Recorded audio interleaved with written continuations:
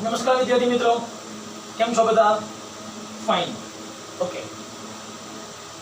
Last time આપણે નિયમિત વીજભારની ગતિ અને પ્રવાહધારિત તારને લીધે ઉદ્ભવતું ચુંબકીય બળ એ સૂત્ર જોઈ ગયા હતા. F બરાબર Q V ક્રોસ B. બીજું ફોર્મ્યુલા હતું F બરાબર I L ક્રોસ B. હવે નેક્સ્ટ થિયરી આવે છે ચુંબકીય ક્ષેત્રમાં વીજભારની ગતિ.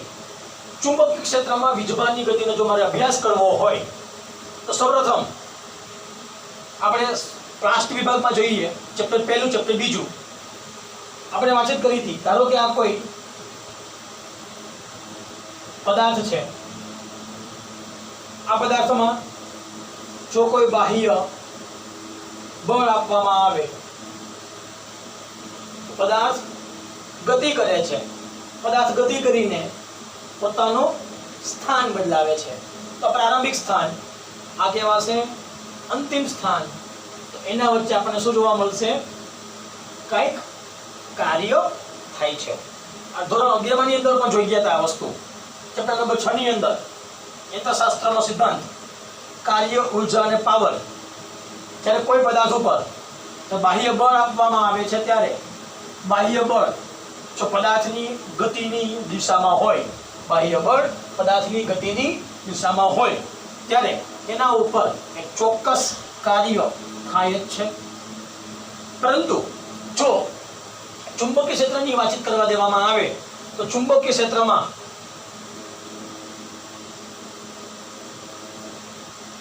ચુંબકીય બળ કેવું છે? F બરાબર Q V ક્રોસ B. એનો મતલબ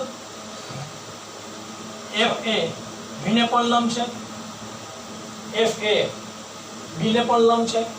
ઉપરાંત જો V એ કેવું હોય? V ને પણ લંબ હોય તેવા સમયમાં ધ્યાન આપજો ખાસ. આ ધારો કે ચુંબકીય ક્ષેત્ર છે. શું છે?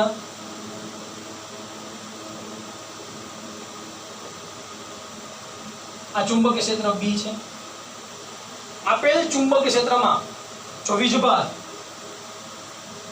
ગતિ કરે છે ત્યારે ચુંબકીય ક્ષેત્રમાં જ્યારે વીજભાર ગતિ કરે ત્યારે ચુંબકીય ક્ષેત્રમાં વીજભારની ગતિને લીધે બળ કેવું લાગશે? લંબ. બળ લંબ લાગશે. ગતિ કેવી થશે? પરસ્પર વર્તુળમય. અહીં બિલંબ F હોવાથી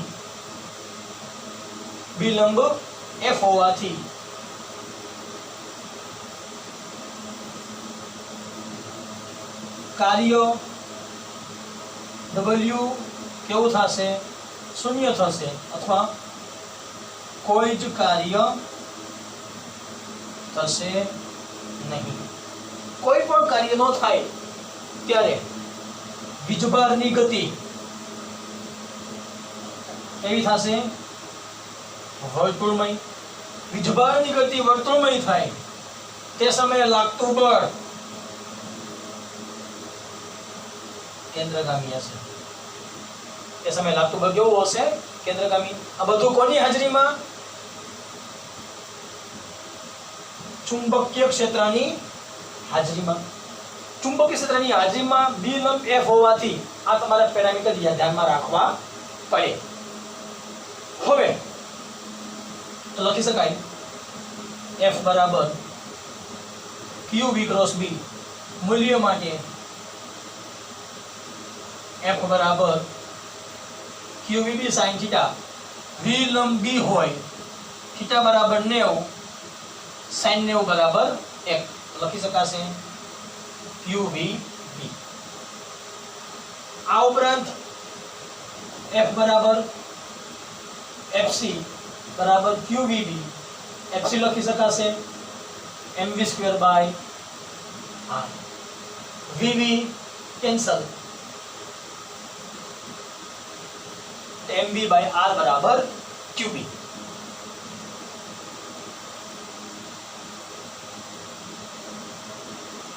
mv ને કહેવાય દળ ગુણ્યા વેગ એટલે કહેવાય વેગમાન. તો લખી શકાશે mv બરાબર qbr અથવા તો p બરાબર qbr. જ્યાં ગતિ વર્તુળમય હોવાથી રેખીય વેગ અને કોણીય વેગ વચ્ચેનો સંબંધ v બરાબર r into ઓમેગા લખી શકાશે.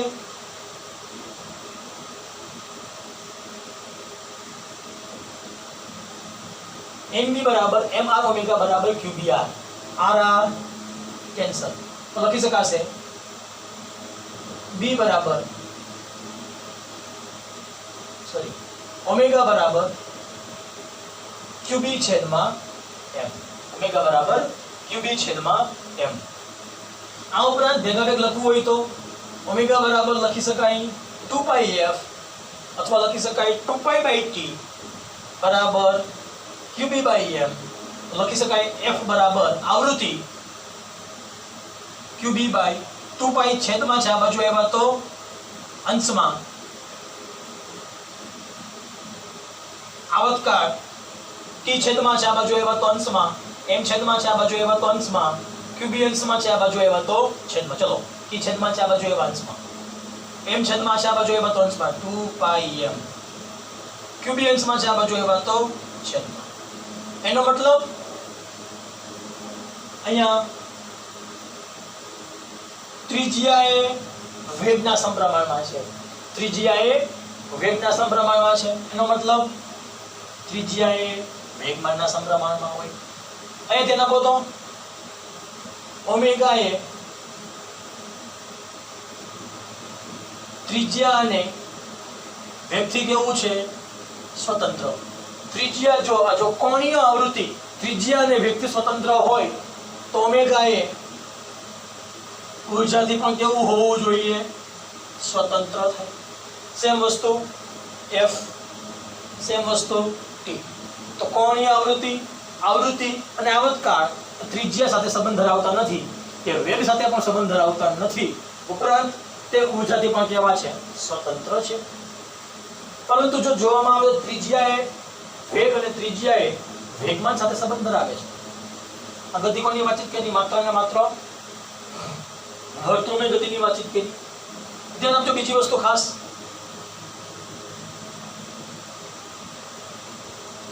જો વેગ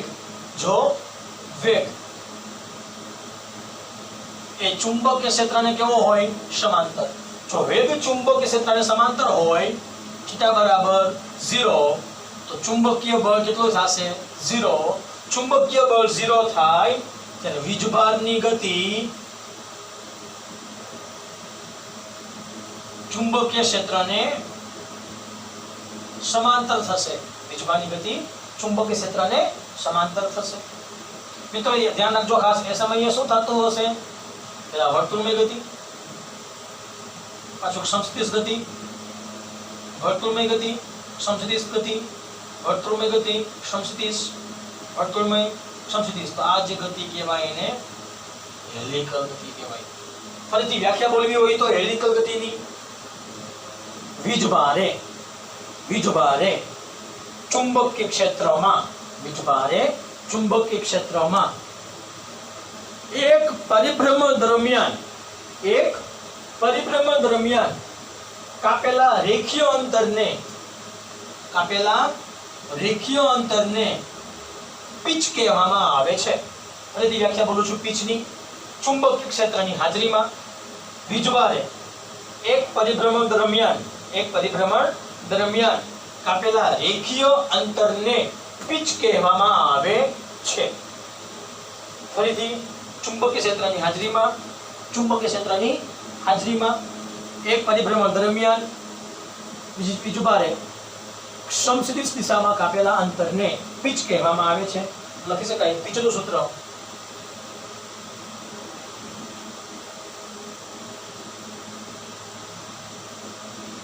x બરાબર v સમાંતર ઇન્ટુ t. સમાંતર દિશામાં છે ને समांतर દિશામાં રેખીય અંતર કાપે તો વેગ કયો આવશે? સમાંતર. તો મિત્રો આપણને t નું સૂત્ર ખબર છે.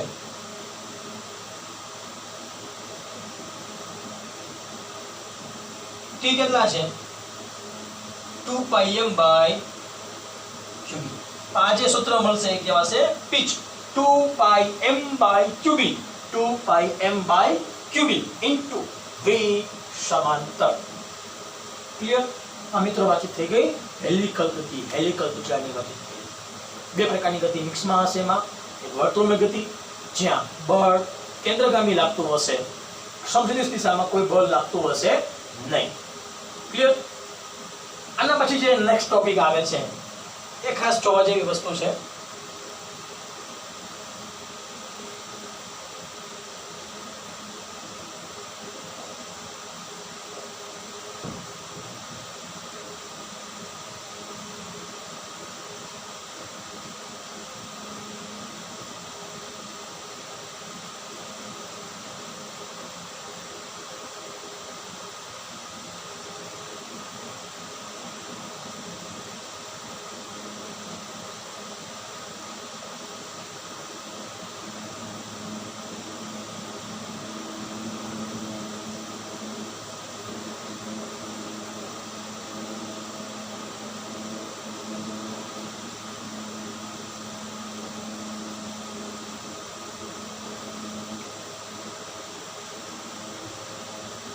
નેક્સ્ટ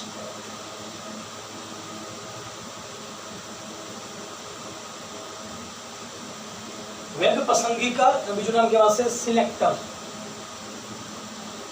કેમ રીતે, કઈ રીતે વેગ સિલેક્ટ કરવો? સૌપ્રથમ પહેલા આપણને મિત્રો એ સૂત્ર યાદ હોવું જોઈએ. લોરેન્ટ્ઝ બળ F બરાબર QE plus Q V cross B, અથવા તો લખી શકાય Q E plus V cross B. આ જનરલ ફોર્મ્યુલા છે. હવે ધ્યાન આપજો ખાસ. હું શરૂઆતના તબક્કામાં વિદ્યુતચુંબકીય તરંગ માટે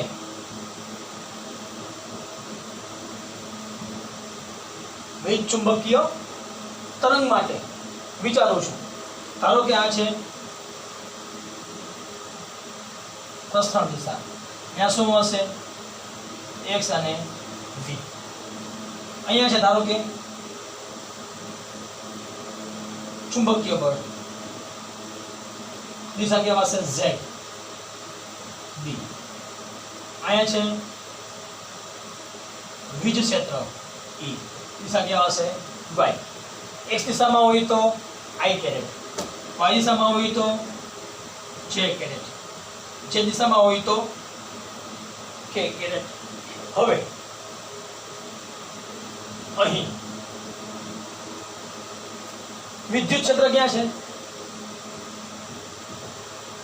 e j કેરેટ. વિદ્યુત ક્ષેત્ર ક્યાં છે? y દિશામાં છે. b ક્યાં છે? b k caret. v ક્યાં છે? x દિશામાં છે. v i caret. મિત્રો ધ્યાન આપજો ખાસ.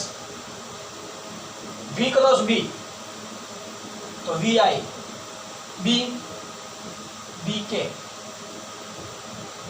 તો i cross k, i cross k શું લખી શકાય? i j k. વિસંગઠિત દિશામાં જાઓ તો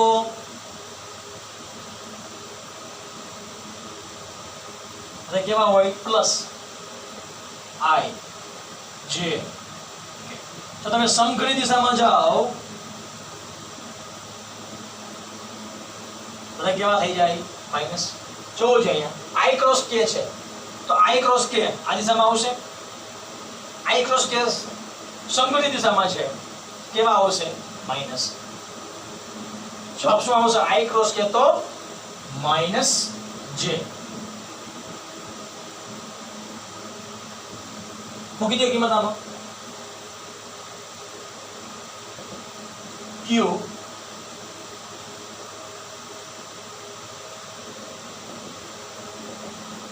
E J caret minus Q V cross B તો લખી શકાય minus V B J caret.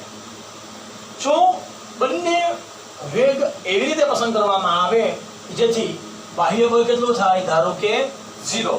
જો બાહ્ય બળ 0 થતું હોય એ સમયે તમારે માઇનસ પદ આ બાજુ આવે તો પ્લસ QEJ કેરેટ બરાબર QVBJ કેરેટ.